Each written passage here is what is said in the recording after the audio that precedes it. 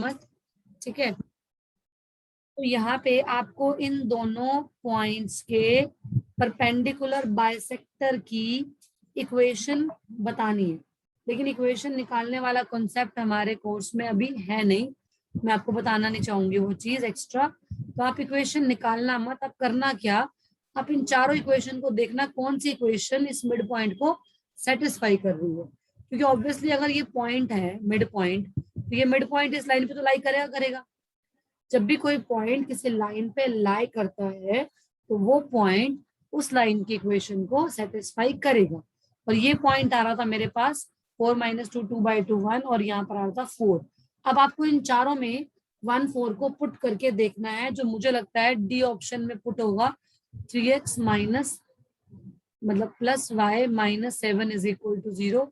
यहाँ पे 1 लगा दो, यहाँ पे 4 लगा दो, और यहाँ पे -7। 7 - 7 = 0।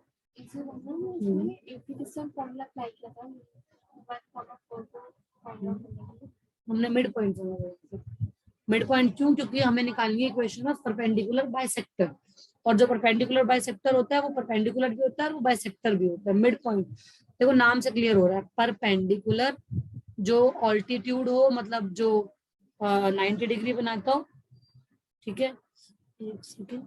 और बाइसेक्टर, बाइसेक्टर मतलब जो बाइसेक्ट करता हो, तो वो लाइन जो इसके सेंटर से पास करती है मिड पॉइंट से और साथ साथ 90 डिग्री होती है, उसको बोलते हैं परपेंडिकुलर बाइसेक्टर। इसकी इक्वेशन निकालने के बहुत सारे मेथड्स होते हैं, बट वो अभी आपके कोर्स में है नहीं, सो आई डोंट वांट कि आप एक नई चीज सीखो। आप सिंपल क्या करो, मिड पॉइंट निकालो और मिड पॉइंट को इन चारों इक्वेशन में 1 बाय 1 पुट करो, जिसको ये सेटिस्फाई करेगी। अनफॉर्चुनेटली लास्ट ऑप्शन में सेटिस्फाई हो रहा है, तो आपको थोड़ा टाइम लगेगा, 1-2 मिनट लग जाएंगे, बट आपको इसको सेटिस्फाई करके देखना पड़ेगा, ठीक है। ये 31 हो गया हमारा। 32 क्वेश्चन जो है हमारा, cot y degree upon cot x degree निकालना है। यहाँ पे कह रहा है डी जो है वो मिड पॉइंट है, ये इंपॉर्टेंट चीज है, डी जो है वो मिड पॉइंट है, ठीक है। तो पहले ना मैं आपको जो नॉर्मल हमारा वे होता है क्वेश्चन सॉल्व करने का, यहाँ पे आपकी प्योर ट्रिग्नोमेट्री लग रही है, प्योर बेसिक ट्रिग्नोमेट्री। देखो जो ये एक्यूट एंगल है, इसको हमने 2 पार्ट कर दिए, ये वाला पार्ट x है और ये बड़े वाला एंगल जो है ये y है। और here you have the point D, here you have point A। आप लोगों की एग्जाम है बेटा, कल आपका परसों आपका प्री बोर्ड है, ठीक है। उसी के लिए मैं आपको आज एक्स्ट्रा टाइम दे रही हूँ, आपको वो करा रही हूँ। I am solving you the papers and मतलब जो आपके पास पेपर सेंड किए मैंने सारे आपको भेजे हैं, बट आप में से कोई बच्चा भी मेरे पास डाउट लेके नहीं बैठा। सिर्फ स्नेहा है जो मुझे डाउट्स पूछती है और यहाँ से महक पूछती है बस, और कोई किसी ने डाउट नहीं पूछा, कुछ नहीं, कुछ भी नहीं पूछते। आप पता नहीं कैसे पेपर देने जा रहे हो, आई डोंट नो। डाउट्स नहीं आ रहे आपको, कुछ नहीं आ रहा आपको। देखो हमें निकालना है cot y degree and cot x degree, and I am not comparing कि भैया कौन पूछ रहा है, मैं सबकी बात कर रही हूँ कि आपको डाउट नहीं आ रहे तो आपका मतलब पूरे तरह से परफेक्ट हो। तो देखते हैं मार्क्स कितने आने वाले हैं आपके। कॉट का फॉर्मूला क्या होता है? कॉट क्या होता है? टैन होता है टोआ, ठीक है। तो कॉट होता है काउ, मतलब ए अपॉन ओ।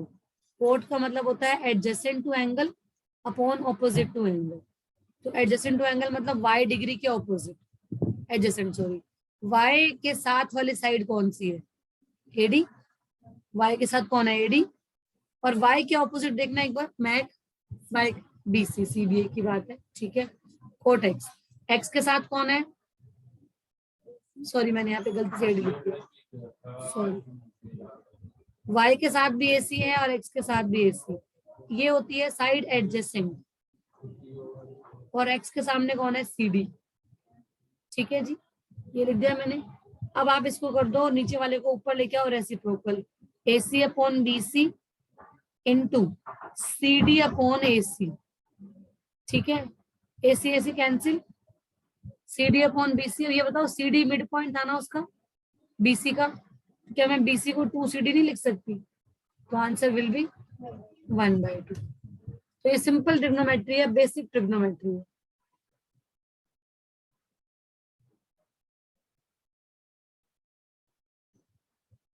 क्लियर हुआ जी? नेक्स्ट क्वेश्चन,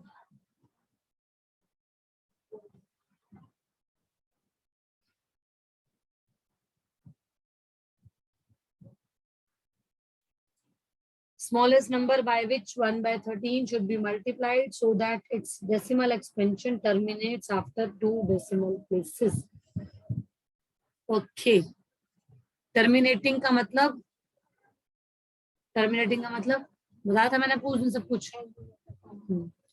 दोबारा बता दूं?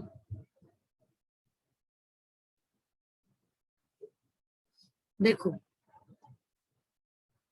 टर्मिनेटिंग का पहला मतलब होता है कि वो नंबर रैशनल है, मतलब वो number p by Q form का है, और जो उसका 2 है वो 2 और 5 की फॉर्म में। फिर मैंने बताया था नॉन टर्मिनेटिंग प्लस रिपीटिंग, ठीक है। ये है हमारे पास irrational, sorry sorry sorry sorry sorry, मैं कुछ सोच रही थी और ध्यान में, ये भी रैशनल है हमारे पास, ये भी रैशनल है बिकॉज ये रिपीटिंग आ गया, ठीक है। रिपीटिंग भी रैशनल होता है, और ये भी हमारा p बाई क्यू फॉर्म में होगा, लेकिन जो डिनोमिनेटर है वो can't B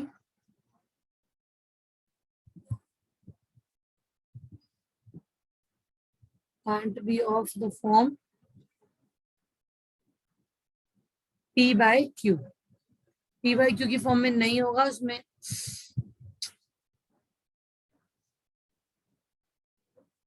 2 raise to power m into 5 raise to power n की फॉर्म का नहीं होगा, क्योंकि यहाँ पर रिपीटिंग आ रहा है।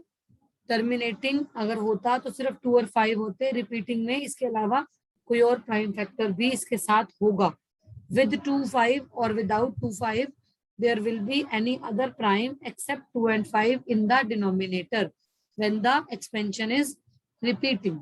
But if it is non-terminating and non-repeating, तो उस केस में this number will be irrational, and we all know that irrational number cannot be expressed in the form of p by q. तो उसके अंदर हमारे पास p by q की form ही नहीं होगी, और अगर p बाई क्यू की फॉर्म ही नहीं होगी तो q तो आएगा ही नहीं, q नहीं आएगा तो q के बारे में बात ही नहीं करेंगे, ठीक है। अब यहाँ जो क्वेश्चन आ रहा है वो कह रहा है किससे इसको मल्टीप्लाई करूं। अब कंडीशन क्या है, एक तो वो नंबर स्मॉलेस्ट होना चाहिए, और दूसरा मल्टीप्लाई करने के बाद decimal expansion will stop after 2 decimal. 2 decimal मतलब आपके फोन में 100 होना चाहिए। तो मैं 1 बाय 13 को किससे मल्टीप्लाई करूं कि नीचे 100 आए, और साथ साथ ये 13 भी ना हो, क्योंकि टर्मिनेटिंग बनाने के लिए मुझे डिनोमिनेटर में 13 नहीं चाहिए होता, डिनोमिनेटर में 13 नहीं चाहिए, 13 हटाना चाहते हैं, 100 लाना चाहते हैं, तो डेफिनेटली हम इसको 13 बाय 100 से मल्टीप्लाई करेंगे, क्योंकि हमें 13 हटाना है। क्यों हटाना है? बिकॉज डिनोमिनेटर में 2 और 5 के अलावा कोई और प्राइम नहीं होना चाहिए, ठीक है। और स्मॉलेस्ट नंबर तो यही वाला है हमारे पास। देखो 13 बाय 10 बड़ा है, 13 बाय 100 छोटा है, 13 बाय 10 बड़ा है, 10 बाय 13 तो और बड़ा हो जाएगा, मतलब अगले वाले नंबर तो हमारे वैसे काम नहीं करेंगे। सो ये हमारा आंसर है, स्मॉलेस्ट नंबर। तो यहाँ पर आप देख रहे हो ज्यादातर आपके क्वेश्चन टर्मिनेटिंग वाले आ रहे हैं या फिर एलसीएम एचसीएफ वाले आ रहे हैं, तो मेनली रियल नंबर इसी के लिए आपका आएगा। जो एक क्वेश्चन है ना, prove that root 2 irrational, root 3 irrational, जो मैंने रिवाइज भी नहीं कराया, वो एग्जाम में आने के चांसेस नहीं है, क्योंकि वो पूरा थ्योरेटिकल प्रूफ है। थ्योरेटिकल प्रूफ कैसे लिखोगे एमसीक्यू में, ठीक है। फिर भी मैं कोशिश करूंगी आपको एक बार देख के टाइम निकाल के वो पूरा बता दूं। पहले एक बार हम लोग कंप्लीट कर लेते हैं अपने कुछ। अच्छा, आप लोग तो प्री बोर्ड के लिए तो रहने दो, अभी मत करना वो प्रूफ, बाद में देखते हैं, अगर जरूरत पड़ेगी तो, पड़ेगी नहीं वैसे। ओके, अब आ जाओ 34th क्वेश्चन में। काफी कॉम्प्लिकेटेड क्वेश्चन है, मुझे भी इसको करने में काफी सोचना पड़ा था। ये क्वेश्चन आपको देख के ये समझ में नहीं आएगा कौन से चैप्टर से, पढ़ना एक बार पढ़ो। इस क्वेश्चन को मेनली पढ़ के यही समझ में नहीं आता कि किस चैप्टर से बिलोंग करता है। Side A B and B E of a right angle triangle, right angle at B की लेंथ आपको दी हुई है 16 एंड 8, और एक लाइन हमने ली एफ डी, और खास बात क्या थी कि वो एक स्क्वायर, लार्जेस्ट स्क्वायर है जो बन सकता है इसके अंदर, हमें ए बी ई निकालना क्या, अच्छा लेंथ निकालनी है, हमें स्क्वायर की लेंथ निकालनी है। कोई बच्चे ये मुझे गेस करके बताया कि किस चैप्टर का क्वेश्चन होगा ये?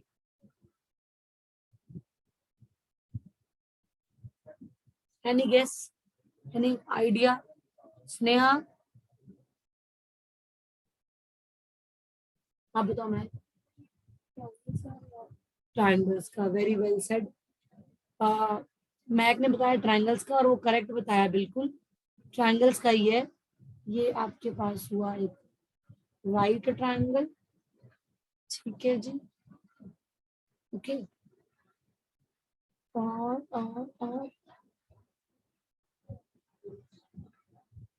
ठीक है जी, ये राइट ट्राइंगल हो गया।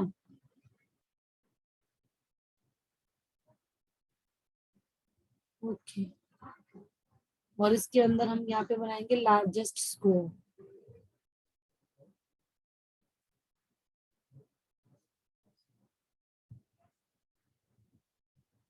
अभी थोड़ा स्क्वायर नहीं लग रहा बट आप इसको मान लो ये स्क्वायर ही है। You have A B 16 centimetre, you have BE 8 centimetre and you have, अगर आप इस पे पाइथागोरस थ्योरम लगाते हो तो आपको ये थर्ड साइड भी मिल जाएगी, ए भी मिल जाएगी। A square is equal to 16 square plus 8 square, 256 plus 64 is equal to कितना हुआ?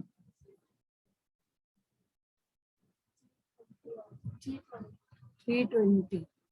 तो स्क्वायर निकलेगा ही नहीं, 16 का पाइथागोरस ट्रिपलेट नहीं होता, हाँ नहीं होता। तो नहीं 220 कहाँ है, 6 + 4 10, हाँ 320 है। तो ये परफेक्ट स्क्वायर नहीं है, मतलब निकाल सकते हो, इसकी जरूरत पड़ेगी नहीं। देखो सुनो, क्योंकि उसने बोल दिया ये स्क्वायर है, ये वाला एंगल हो गया 90, तो ये वाला एंगल भी 90 और यहाँ पे ये वाला एंगल भी 90।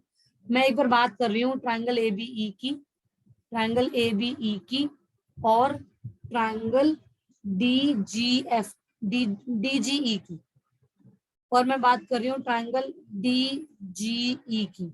क्या इन दोनों ट्राइंगल में एंगल ई और एंगल ई कॉमन है? क्या इसका एंगल बी और इसका एंगल जी 90 है? तो दो एंगल सेम हो गए, यानी कि ट्राइंगल सिमिलर हो गए, A B E similar to triangle D G E. अब मैंने सिमिलैरिटी वाला कॉन्सेप्ट क्यों सोचा दिमाग में, या क्यों मुझे ये बात लगी कि इससे हमारे को फायदा होने वाला है, क्योंकि मुझे कुछ कुछ साइड्स पता है, तो मैं ये कर सकती हूँ कि रेशो निकाल सकती हूँ। ए बी मुझे भी पता है ना, ए बी अपॉन में D G is equal to BE upon GE. ये मैंने दो साइड ले ली बिकॉज मेरे को ए बी भी पता है और बीई भी पता है, ठीक है।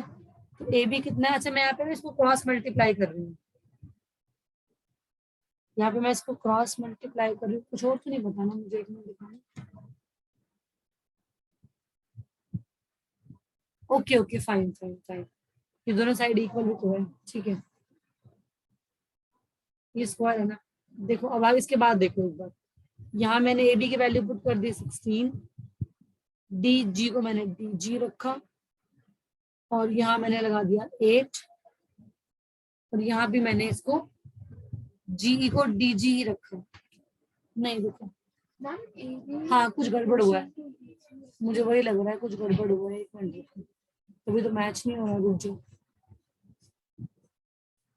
ए B E D G E, A B upon D G और बी ई अपॉन जी ई, तो करेक्ट है। क्या बोल रहे थे आप बताओ, मैं कुछ कह रहे थे आप? इसको इस डी एफ को ले लीजिए, मतलब पैरेलल। एफ का है, ये पैरेलल तो है, एंगल ये वाला ले रहे थे ना आप, तो उसमें आपको ये साइड नहीं पता ना पूरी, मुझे पूरी साइड पता है ना, इसलिए मैं इसकी हेल्प ले रही हूँ। ठीक जा रहे हैं हम, ठीक जा रहे हैं, रुक जाओ, ठीक जा रहे हैं बिल्कुल। मैं एक काम करती हूँ,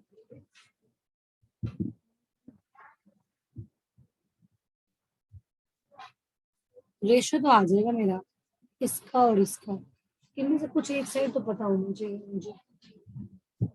हाँ 16 8 डबल है, इसके ये डबल है, इस पर ये डबल हो जाएगा, इसकी एक साइड हमें पता होनी चाहिए। सोचना एक बार, मतलब हमें दोनों ट्रायंगल की, एक ट्रायंगल की दोनों साइड और दूसरा ट्रायंगल की कम से कम एक साइड तो पता होनी चाहिए। शॉर्टकट, कोई इससे भी शॉर्टकट किसी के माइंड में तो शेयर कर लो मुझसे। मैंने क्या किया, मैंने ये किया कि अगर मैंने अब तक ना स्क्वायर को तो यूज ही नहीं किया था कहीं पर भी, 90 तो यूज कर लिया, बट साइड भी इक्वल है, तो स्क्वायर की मैंने सारी साइड को इक्वल मान लिया, मतलब ये सारी मान लो ए है। एक बार दोबारा से बना के दिखाती हूँ। मान लो ये हमारा ट्रायंगल है, ये बड़ी साइड है, ये छोटी है, ठीक है। यहाँ पे हमने बना दिया एक स्क्वायर, स्क्वायर की ऑल साइड्स इक्वल होंगी, तो ये ए है, ये ए है, ये ए है और ये ए है। तो अगर देखो हम इसमें ऐसे भी जो मैं का आइडिया था, मुझे वो वाला यहाँ पे भी क्लिक करता हुआ लग रहा है, हम इसमें ये भी कर सकते थे। अगर मैंने ट्रायंगल ए एफ डी, अगर मैंने ट्रायंगल ए एफ डी, ये रहा ए एफ डी, ए ये वाला, ये वाला, और मैं ट्रायंगल डी जी ई भी ले सकती थी, डी जी ई भी ले सकती हूँ। अब इसमें भी देखो ना, अगर ये लाइन पैरेलल है तो ये वाला एंगल इसके इक्वल हो गया है ना, और ये 90 90 के है, तो हम ट्रायंगल ए एफ डी और डी जी ई भी ले सकते हैं सिमिलर। तो उसमें क्या हो जाएगा, ए एफ का रेशो और डी जी का रेशो, ठीक है। मैं ये रब कर देती हूँ ऊपर वाला जो एक्स्ट्रा काम है। हम ट्रायंगल ए बी ई और डी जी ई भी ले सकते हैं, जो मैंने पहले लिए थे वो भी करेक्ट थे। और हम ट्रायंगल ए एफ डी और D G E, triangle A F D और डी जी ई भी ले सकते हैं, वो भी करेक्ट है, ये भी करेक्ट है। 90 इज इक्वल टू 90 और angle D is equal to angle E, corresponding angles, because ये लाइन पैरेलल है, क्योंकि ये भी 90 है, ये भी 90 है, कॉरस्पॉन्डिंग एंगल्स। तो ये जो लाइन एफ डी है, this is parallel to line B E. नाम सही दिया हम लोगों ने, लेबल सही किया, ठीक है, यही था लेबल।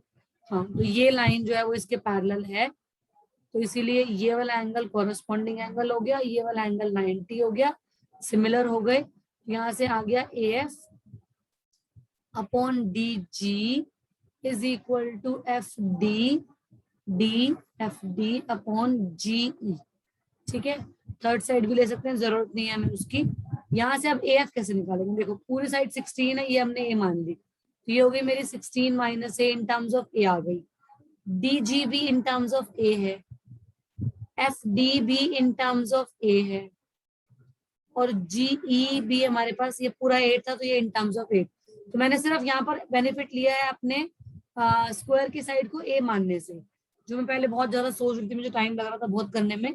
तो यहाँ पर मैंने इन साइड को अगर ए मान लिया, तो मैं पूरा ट्रायंगल भी ले सकती हूँ और छोटे वाला ट्रायंगल भी ले सकती हूँ। हमने यहाँ पे सिमिलैरिटी यूज करी है, और स्क्वायर की property, all sides are equal, each angle is right angle. अब क्रॉस मल्टीप्लाई कर लो, ए इंटू ए स्क्वायर, 16 8 जा 128 माइनस 16a माइनस 8a और प्लस ए स्क्वायर। सो ए स्क्वायर से ए स्क्वायर कैंसिल हो गया, माइनस दोनों इधर ले आते हैं, 16 plus 8 24a is equal to 128, और जब डिवाइड करोगे तो 128 अपॉन 24 फुल्ली डिवाइड नहीं होता, इसको लोएस्ट फॉर्म में लाओगे तो इट विल बी 16 अपॉन 3। ये तुम्हारा आंसर है। So this was your question number 34, ठीक है। सो फाइनली हो गया। तो ऐसा कई बार हो जाए एग्जाम में, अगर आपको टाइम लग रहा हो तो आप उस क्वेश्चन को वहां पे छोड़ दो, कई बार ना दिमाग खराब हो जाता है, और अगर अनफॉर्चुनेटली वो टाइम लगाने के बाद भी क्वेश्चन सॉल्व ना हो, तो क्वेश्चन भी सॉल्व नहीं हुआ, अगला वाला भी आपने टाइम वेस्ट कर दिया। तो अगर ऐसा अटक जाओ कई बार, अब देखो ये क्वेश्चन मैंने पहले भी कराया है, ठीक है, बच्चों को, और फिर भी मुझे एकदम टाइम लग गया। तो समटाइम ऐसा भी हो जाता है, क्वेश्चन करा होता है लेकिन हमें लगता है हमने पहले कर रखा है, तो हम छोड़ने का मन भी नहीं करता, और उस टाइम पे वो हो नहीं पाता। तो आपको दिमाग पे वो टेंशन नहीं लेनी है, पैनिक नहीं करना है, डरना नहीं है, छोड़ के जंप कर देना सबसे बेटर आइडिया, क्योंकि जो क्वेश्चन पहले इजी हो उसे करने से ना हमारा कॉन्फिडेंस बिल्ड हो जाता है और टाइम जो बचता है वो हम बाद में यूज कर लेते हैं। अब हमारा क्वेश्चन इजी है, p divides the line in the ratio k:1। ये हमारा एग्जाम्पलर का आई थिंक फर्स्ट क्वेश्चन है, मतलब 1 मार्क में देने लायक तो नहीं है, खैर मैं ये नहीं बोलूंगी 1 मार्क का है, थोड़ा सा टाइम लगने वाला क्वेश्चन है। p divides the line segment joining r -1, 3, ये है मान लीजिए p and s 9, 8 in the ratio k:1। ठीक है, यू हैव टू, आपको एक पॉइंट और भी गिवन है कि जो p है ना वो लाई करता है एक लाइन पे, आपको k निकालना है। ठीक है, अब यहाँ पे अगर ये p लाई करता नहीं नहीं दिया होता तो नहीं निकाल पाते, बिकॉज यहाँ पर ना आपको पॉइंट भी नहीं पता, रेशो भी नहीं पता, तो वो 4 चीजें होती हैं। एक होता है एक्सट्रीम पॉइंट r, एक होता है दूसरा एक्सट्रीम पॉइंट s, एक डिवाइडिंग पॉइंट और एक p डिवाइडिंग पॉइंट, और एक होता है हमारे पास रेशो। 4 में से कम 3 चीजें होनी चाहिए, ये भी गिवन है, ये भी गिवन है, बट ये दोनों गिवन नहीं है, तो इसलिए हमें एक कंडीशन दे दी उसने साथ साथ, वरना ये क्वेश्चन सॉल्व नहीं होता। तो हमने मान लिया इसको x, y, dividing point left में आता है, याद रखना ब्रैकेट्स के अंदर, और यहाँ पे ब्रैकेट्स लगती हैं, बीच में कॉमा लग जाता है।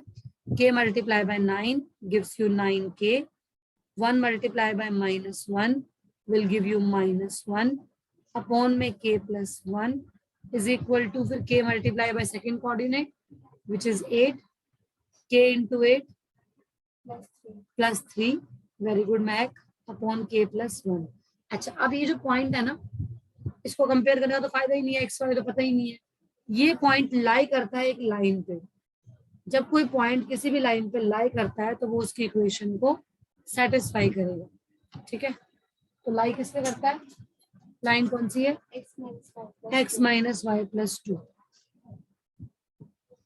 करना क्या है, सिर्फ x की जगह पे आपको पुट कर देना है 9k -1 अपॉन k प्लस 1, और यहाँ पे 8k plus 3 upon k plus 1, और यहाँ पे है 2।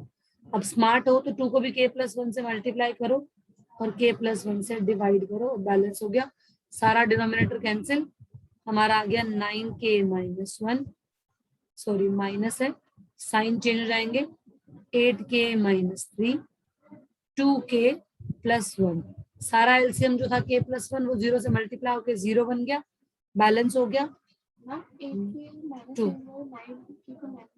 इसका साइन चेंज, ये 9k -1 ये इधर है ना, माइनस के बाद वाला बदलता है ना, तो माइनस के बाद 8k और -3 और 2k प्लस 2 हो गया। ठीक है, 9 - 8 क्या हो गया, k प्लस में 2k, तो ये हो गया 3k, और -3 -1 -4, -4 प्लस 2 -2, तो ये हो जाएगा -2 is equal to 0, so 3k is equal to 2, k is equal to 2/3, k ही निकालना है। ठीक है, फर्स्ट ए आ गया। कई बच्चे मुझे एक बात बोलते हैं कि मैम मोस्टली क्वेश्चन में बी और सी आंसर होते हैं, हम बी और सी टिक करते हैं, ये बहुत गलत सोच है, ऐसा कुछ नहीं होता। देख रहे हो बहुत सारों में ए आ रहा है, बहुत सारों में डी आ रहा है, कोई ऐसा हार्ड फास्ट नहीं है कि बी ज्यादा होता है। हमने बहुत सारे ऐसे क्वेश्चन, मतलब मैंने उस दिन निकाले थे, 1-2 पेपर सॉल्व करने के बाद, what is the probability of getting A and getting B C D, लगभग बराबर थे। तो ऐसा कोई रूल नहीं है कि भैया बी ज्यादा आएगा या सी ज्यादा आएगा, ये काम बिल्कुल मत करना। ठीक है, नेक्स्ट क्वेश्चन में कौन मुझे बताएगा ट्रिक, जो सुंदर सा डिजाइन बना हुआ है, इसमें स्ट्रेटेजी क्या है, किसमें क्या ऐड करना है, क्या सब्ट्रैक्ट करना है, स्ट्रेटेजी क्या है। ये है आपके पास एक स्क्वायर, जिसमें ये आपका एक क्वाड्रेंट, ये आपका एक क्वाड्रेंट, और ये आपका है एक सेमी सर्कल।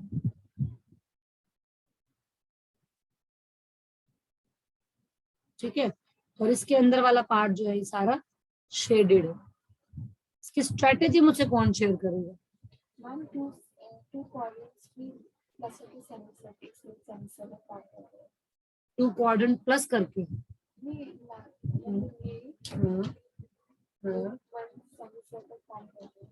हाँ कर रहे हैं, ठीक है, फिर कर रहे हैं, आगे बोलो।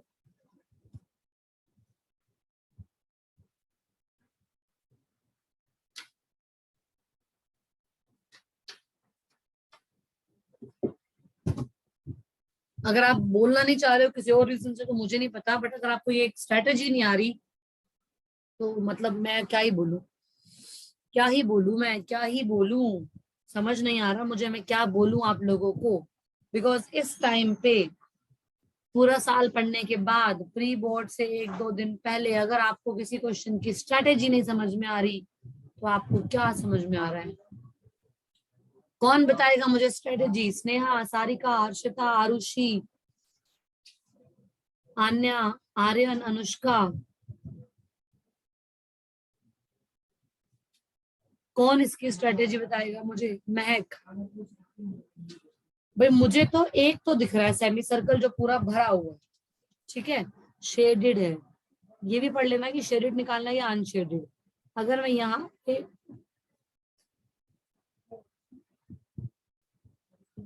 ये लाइन डाल दूं तो ये तो है सेमी सर्कल, ठीक है।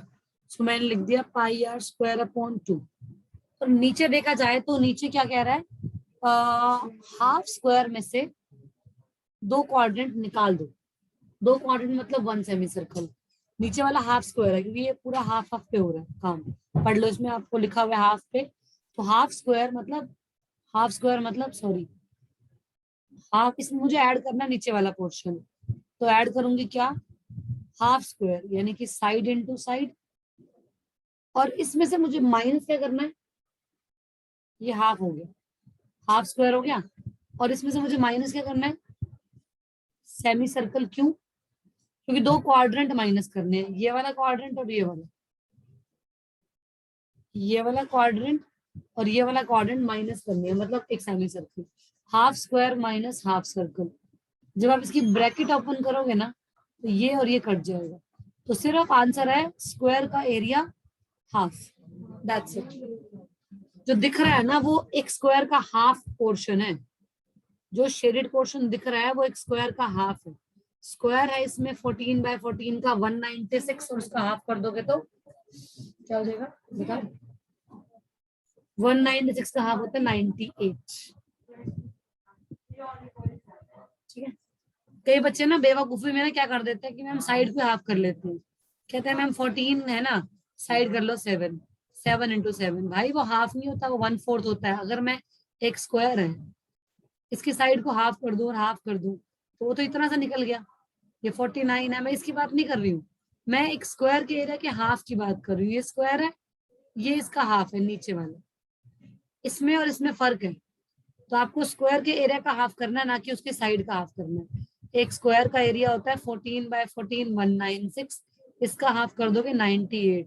हम कभी कभी जल्दी जल्दी में ये करके आ जाते हैं, ये गलत है, ठीक है, ठीक है जी। नेक्स्ट 37, बड़ा इजी क्वेश्चन है, बहुत इजी है। रिंग्स है इसमें 1 2 3 4 5 6 7 8 सेगमेंट है, 8 सेगमेंट है, सेगमेंट। अब आप बोलोगे मैं 8 कैसे?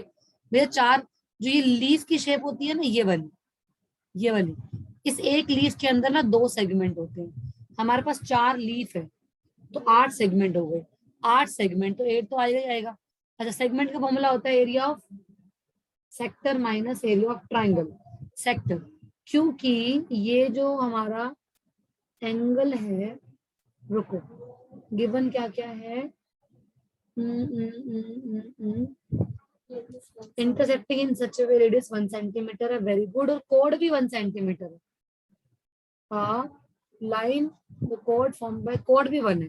तो ये ना हमारे पास जो बन रहे हैं ये सारे क्या बन रहे हैं, इक्विलेटरल ट्राइंगल्स, इक्विलेटरल ट्राइंगल्स। इसीलिए थीटा हो जाएगा 60 डिग्री। तो यहाँ पे मैं लिख रही हूँ 60/360 पाई आर स्क्वायर, आर की value 1 minus √3/4 side square, side भी है 1।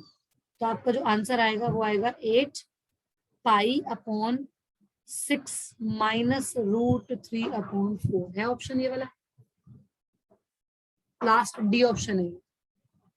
पूरा सॉल्व नहीं करना, इसको इतना ही छोड़ना है। ये डी ऑप्शन है, और जिन बच्चों को लगता है डी ऑप्शन कभी नहीं आता, देख लो डी ऑप्शन आ रखा है। अब आ जाते हैं मेरे पर्सनल फेवरेट क्वेश्चन पे, 38 क्वेश्चन पे। बहुत फेवरेट क्वेश्चन है मेरा 38 क्वेश्चन, क्वेश्चन नंबर 38।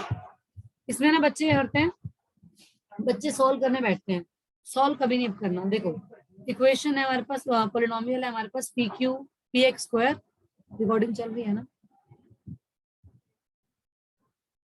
हाँ, P X square plus 5x plus R. आपको जीरोस दी हुई है 2 और 1/2, ठीक है। एक बार सम निकाल लो, सम 2 और 1/2 का सम हो गया 3/2, और सम का फॉर्मूला होता है माइनस, मैंने आपको कल एक बात बताई थी, दोबारा बता देती हूँ, जब जीरोस एक दूसरे के रेसिप्रोकल होते हैं, when the zeros are reciprocal to each other, तो उनका सम 0 होता है, और उस कंडीशन में ax square plus bx plus c polynomial का जो b है वो 0 हो जाता है। और जब जीरोस एक दूसरे के, सॉरी, जब जीरोस का साइन, मैंने आपको शायद उल्टा बोल दिया, शायद जब जीरोस का sign negative to each other होता है, ठीक है, जब जीरोस का साइन अलग अलग होता है, मतलब एक जीरो दूसरे जीरो का नेगेटिव होता है, अल्फा और माइनस अल्फा टाइप, तो वहां पे इनका सम हो जाता है 0, और वहां पे हमारा जो बी हो जाता है लीनियर टर्म वो 0। When the zeros are reciprocal to each other, say alpha and 1/alpha, तो उस केस में इनका जो प्रोडक्ट है वो हो जाता है 1, और यहाँ पे c अपॉन a 1 हो जाता है, तो c बन जाता है a के इक्वल। ये एक रिजल्ट है आपको इंपॉर्टेंट। अब यहाँ पे हमारे पास क्या आ रहा है, सम, सम होता है माइनस बी अपॉन ए, 0 लिखा, माइनस बी अपॉन ए, माइनस 5 अपॉन पी, ठीक है, यहाँ से p निकल जाएगा, और इस तरह से आप क्यों निकालोगे। बट इजी ऑप्शन क्या बताऊं, इजी ऑप्शन ये है कि मैंने आपको यहाँ पे बताया ना अभी रेसिप्रोकल में क्या होता है, क्या 2 और 1/2 रेसिप्रोकल नहीं है, तो क्या ये दोनों कैंसिल होके 1 आ जाएगा, प्रोडक्ट 1 आ गई, c अपॉन ए 1 आ गया, तो c is equal to a होना चाहिए। तो हमें देखना है किसमें p is equal to r है, p is equal to r is equal to 2, p is equal to r is equal to -2, p और r डिफरेंट है, तो मतलब c और d तो ऑप्शन चले गए, a और b ऑप्शन में p और r इक्वल आ रहा है, क्योंकि मैंने बोला a is equal to c, a here is the coefficient of x square and c is the constant term. यहाँ पर हमारा a है p और c है r, तो इसमें p is equal to r होगा 2 या -2। अब एक बात बताओ, हमने यहाँ पे बोला, इसको सॉल्व कर लेते हैं, p निकाल लेते हैं एक बार, क्रॉस मल्टीप्लाई करोगे, -5 इंटू 2 अपॉन 3, नहीं क्या गलती हो गई, 2 + 1/2, सॉरी 2 + 1/2 5/2 होता है, 2 + 1/2 5/2 होता है, सॉरी 2 + 1/2 5/2 होता है, यहाँ मैंने 3/2 लिखा था, ठीक है। तो ये सम हो गया मेरे पास 5/2 इज इक्वल टू